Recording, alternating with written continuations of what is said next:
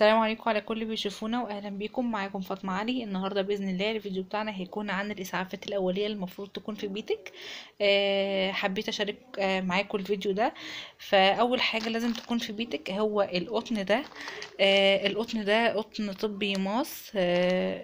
طبعا الشركه بتاعته او الماركه من المحله الكبرى. زي ما انتم شايفين ده شكله. الحقيقة يعني هو الكيس مش غالي، ورخيص جدا يعني، وتقدري تجيبيه في البيت ويكون عندك.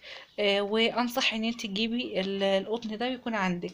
طبعا الحاجة التانية اللي هي الشاش طبعا حاجة تقريبا معظم الناس بيكون عندها يعني الشاش لا قدر الله اي ظرف حصل. فالشاش حلو جدا برضو. ولازم يكون عندك. وطبعا هو مش غالي، انا الحقيقه مش عارفه اسعار، بس الحاجات ديت يعني متبقاش غاليه، وحتى لو غاليه شويه فهي حاجه بتنفعك يعني. تمام. بعد كده البتادين ده اللي هو للاسف يعني هو الدنيا بايظه في البتادين ده خالص. ومهما مسحت فيه مش بيطلع يعني. فبيبقى ده شكله. هي الازازه تقريبا قربت تخلص يعني عندنا. هو محلول ده مطهر حلو قوي بصراحه يعني، لاي تعويره اي حاجه حصلت لابنك لا قدر الله، او اي ظرف حصل، فبتقدري تدهني من البتادين ده. مطهر حلو. بعد كده بقى ايه.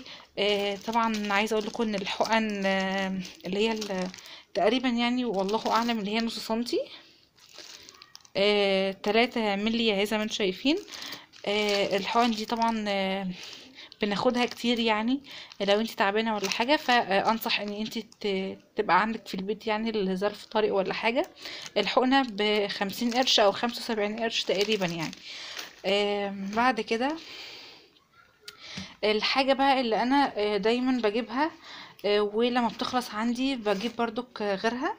ان اللزق اللي هو اللزق الطبي اللي احنا بنسميه لزق طبي ده. انا جايبه اشكال منه كتير. جايبه اللي هو الطويل ده زي ما انتم شايفين ده شكله اهو. جايبه كمان اللي هو الصغير. زي ما انتم شايفين ده 4 اشكال منه على فكره، او مكانه 5 اشكال. بس اللي انا اللي هو الصغير قوي يعني زي ده كده خلصان من عندي. ده الكبير. ده الاصغر سنه. في بقى الاصغر والارفع شويه من ده برضو. في بقى اللي هو الدواير ديت اللي هي الدايره الصغيره. في كمان اللي هو على شكل المربع ده.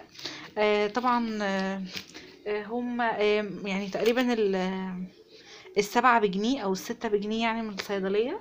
حلو جدا على فكرة، وبينفع لأي حاجة. ده انت حتى لو سكينة جت عليكي غصب عنك يعني وعورتك، تقدري انك تحطي منه على الجرح، وعشان ايه المية ما تدخلهاش او اي حاجة تحصل لها يعني.